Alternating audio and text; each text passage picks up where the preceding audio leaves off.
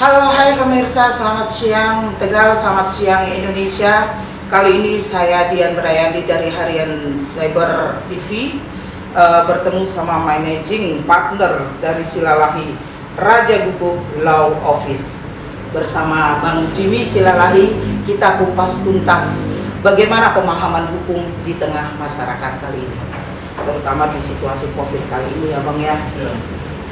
Langsung saja saya bertanya-tanya dengan Bang Jimmy Silalahi terkait dengan situasi masyarakat sekarang, dan Abang sebagai lawyer melihat perkembangan masyarakat dan pemahaman hukum di tengah masyarakat. Sejauh ini bagaimana pandangan Abang terkait hal tersebut, Pak? Sejauh ini saya melihat masyarakat ya, terkait kebutuhan berhukum masyarakat ya, apalagi di suatu situasi pandemi seperti ini, ya mungkin banyak masyarakat yang mengeluhkan terkait penyelesaian permasalahan hukumnya.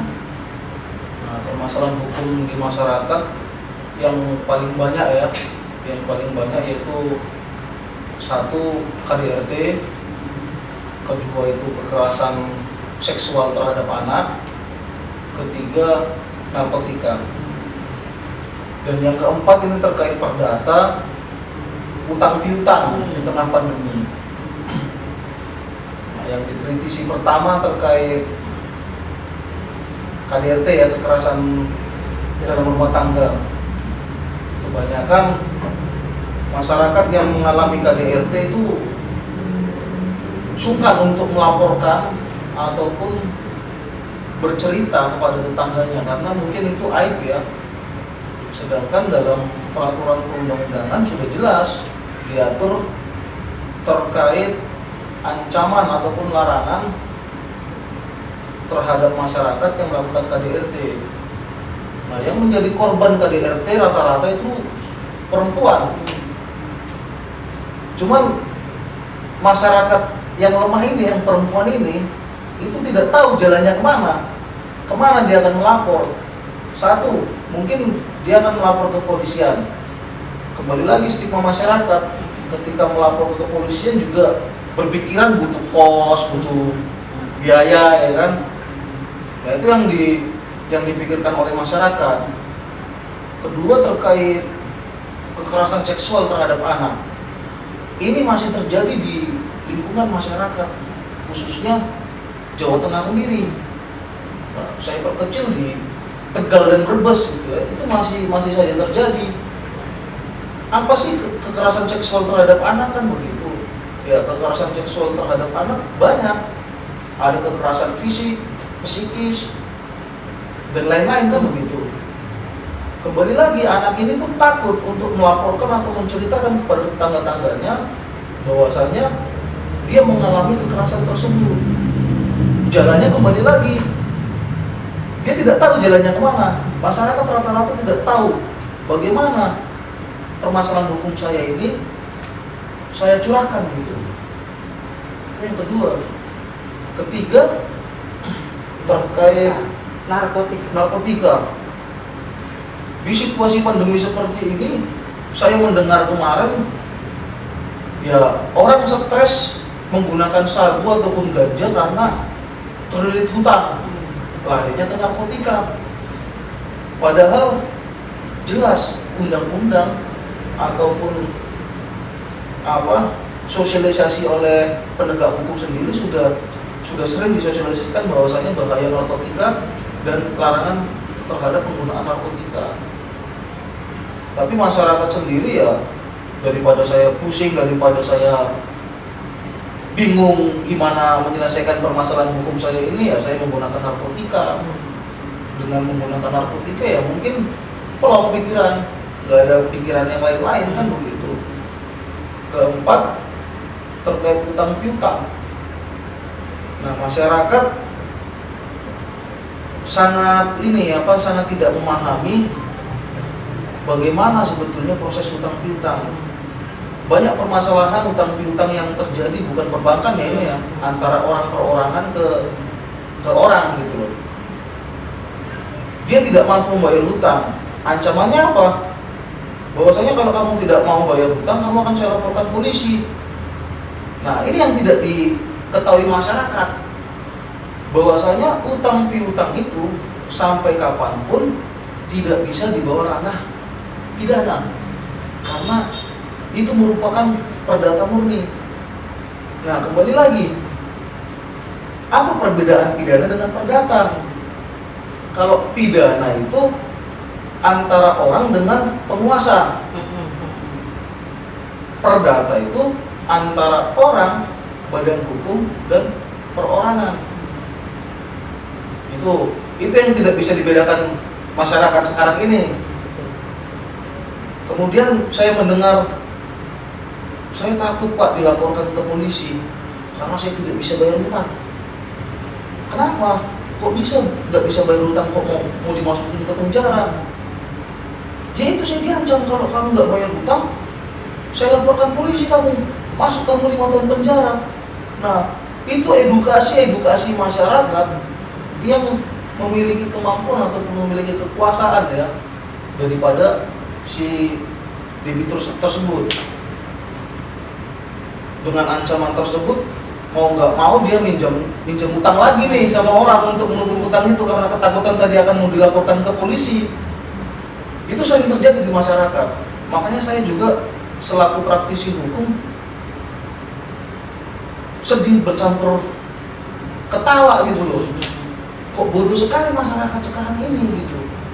Padahal sudah dibantu dengan adanya gadget, di mana di Google tersebut banyak sekali pemaparan hukum terkait apa kebutuhan masyarakat. Ketika masyarakat mencari bagaimana cara menyelesaikan persoalan utang piutang, itu di situ akan nongol, kan begitu. Nah, yang tidak tahu di masyarakat ini, terkadang masyarakat tidak tahu adanya undang-undang. Contohnya begini, ada undang-undang A, katakanlah seperti itu. Masyarakat berdalil telah melanggar undang-undang A, berdalil begini, saya kan tidak tahu ada undang-undang tersebut.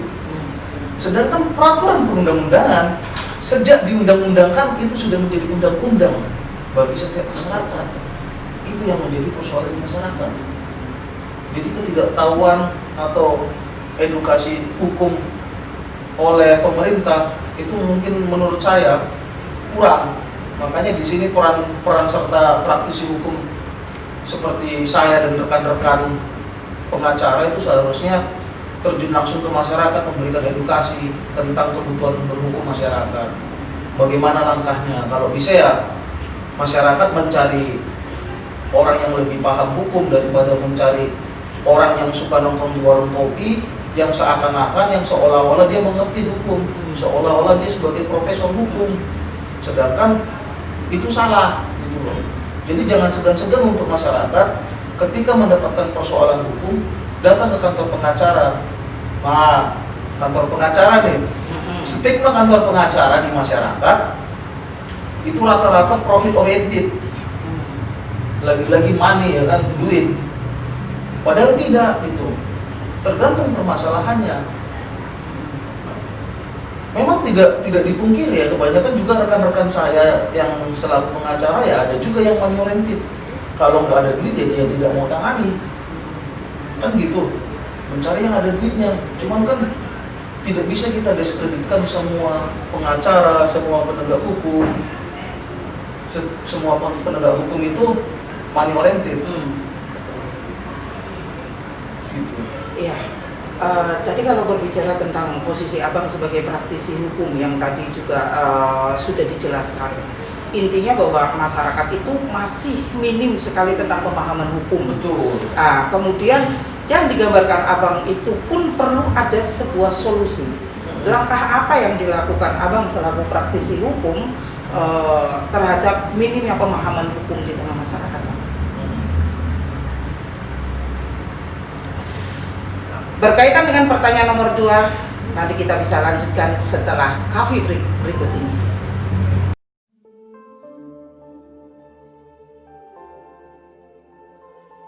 Sumpah Pemuda.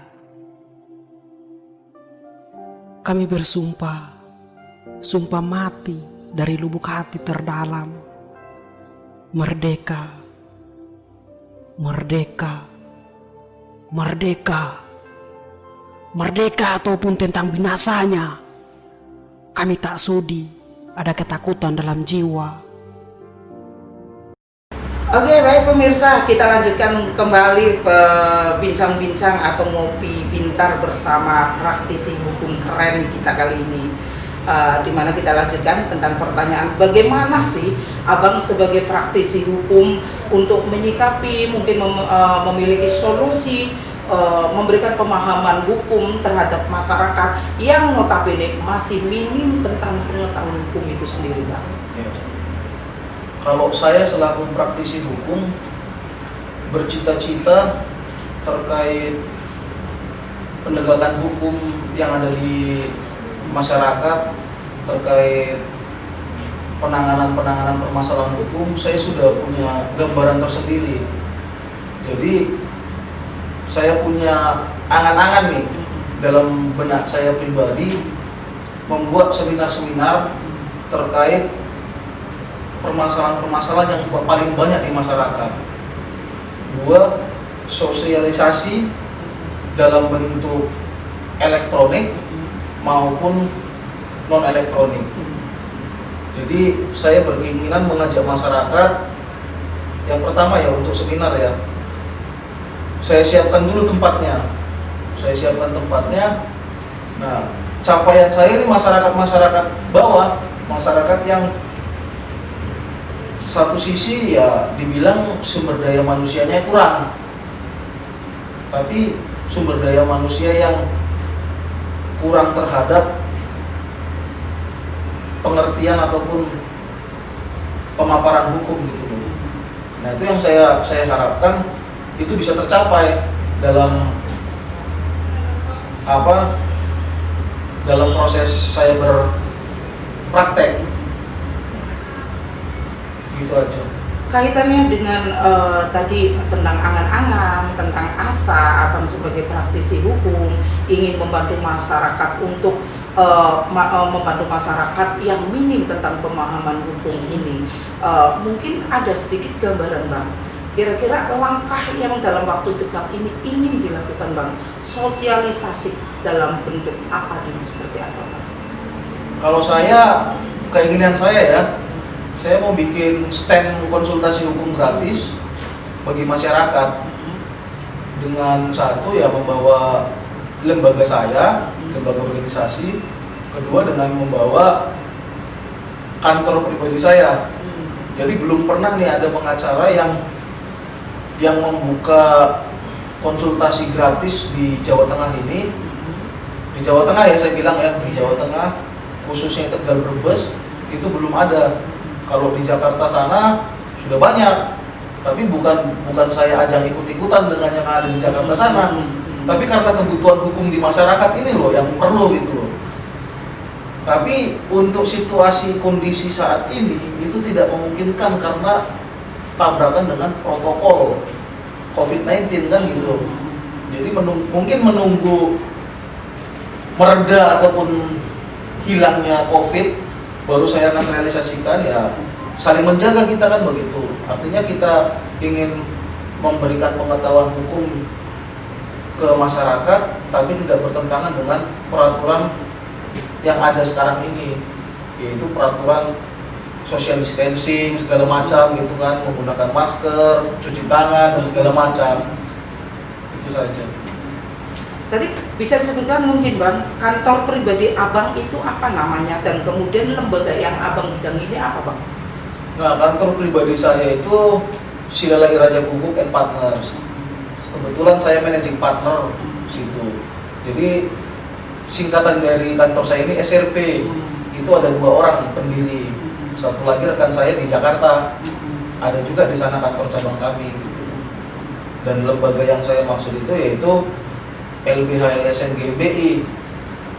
Di situ saya diberikan mandat menjadi sekretaris LBH GMBI Binter Jawa Tengah. Terakhir, Bang, terkait dengan tadi yang Abang sampaikan, lagi-lagi masyarakat yang tidak tahu tentang pemahaman hukum pada saat mengalami kejadian atau peristiwa atau tragedi yang dialami oleh masyarakat, mereka rentan sekali dan gampang sekali lari ke kepolisian daripada dia itu ke pengacara. Nah, abang memiliki solusi seperti tadi ya bang ya, bikin stand tentang pemahaman hukum di tengah masyarakat. Terakhir bang, kaitan dengan asa abang sebagai praktisi hukum kepada pemerintah sendiri, bagaimana itu bang? Jadi ya ketika masyarakat mempunyai permasalahan hukum itu jangan langsung bertindak gegabah gitu loh. Ketahui dulu apa persoalan hukumnya. Ini masuk ke ranah mana? Masuk ke ranah perdata kah atau ke ranah pidana kah? Ketika dia masuk ranah perdata, sama sekali tidak berbau dengan institusi kepolisian. Nah, ketika dia berbau ranah pidana, ya itu pasti masuk ke instansi kepolisian. Nah, intinya masyarakat harus mengetahui dulu apa persoalan hukumnya. Jangan melulu dicampur adukan perdata dengan pidana. Itu tidak bisa kan begitu. Jangan sampai kita salah melangkah. Nah, itu saja. Artinya dari LBH GBI Wilker Jawa Tengah dan abang pribadi sebagai praktisi hukum siap bekerja sama dan membantu pemerintah ya bang ya, untuk mengentaskan minimnya pemahaman hukum di tengah masyarakat. Betul. Oke pemirsa, terima kasih bang. Tadi mohon maaf, terima kasih atas bincang-bincang asik, ngopi pintar ya, ngobrol pintar bersama abang. Oke. Terima kasih dan pemirsa, tadi bincang-bincang saya bersama Managing Partner dari Silalahi Raja Guguk Law Office, Abang Jimmy Silalahi. Dan mudah-mudahan ya dengan adanya pemahaman hukum kali ini bisa dipahami oleh masyarakat secara luas, bahwasannya jangan segan-segan datang ke kantor pengacara sebelum Anda bertindak atau mencari solusi kaitan dengan hukum. Demikian yang dapat kita sampaikan. Terima kasih dan selamat siang. Salam Indonesia, salam semangat masyarakat Indonesia.